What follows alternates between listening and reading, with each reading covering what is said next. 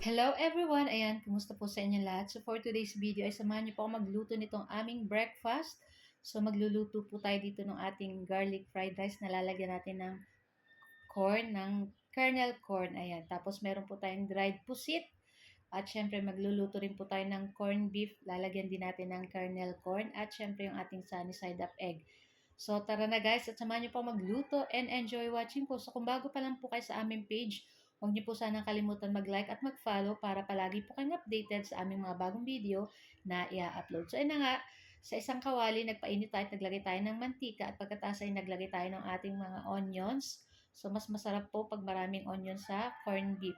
At pagkatapos ay nilagay na natin dyan yung ating corn beef. Ayan, gigisahin lang po natin iyan.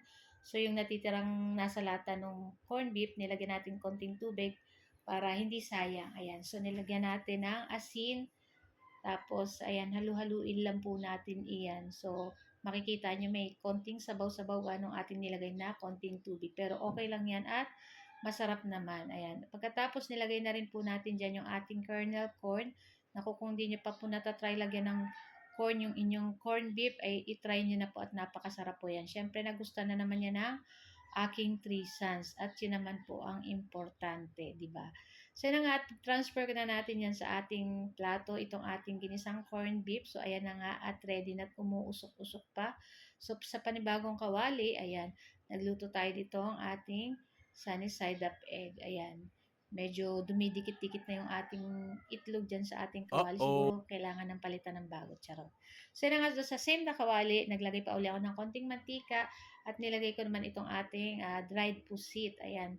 Naku, napakasarap po nito. At syempre, madali lang naman po itong maluto. Mga ilang segundo lang. Basta bumukas na or nagtiklop na yung niya, luto na po iyan. Ayan. So, hininaan ko lang guys ng apoy yan para hindi matutong or kasi pag natututong po yung ganitong pusit, pumapait. Kaya dapat talagang bantay mo yung pagluluto nito. So, ayan na nga at pwede na rin to. Ahunin na natin ito guys. Masarap po yan isawsaw sa suka na may bawang at may konting sili.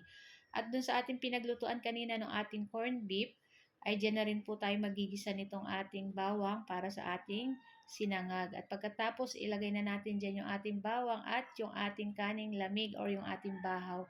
So, halu-haluin lang natin iyan. So, natira po namin yan kagabi. So, syempre, para hindi masayang, ay ipara-fried rice natin. So, naglagay po ako ng konting tubig kasi medyo matigas po yung ating bahaw. At naglagay na rin ako ng asin dyan, guys. Ayan, so halu-haluin lang po natin iyan. At pag okay na, pwede na natin ilagay ang ating natirang kernel corn. Nako, ito yung nakapagpasarap din po dito sa ating sinangag. Tapos, ayan, halu-haluin lang po natin iyan. Kung medyo kulang pa ang asin, magdagdag na lang po, ayan. So, naglagay pala ako dyan ng liquid seasoning na konti para pang lasa pa dito sa ating fried rice. So, guys, thank you for watching. See our next video. Ciao!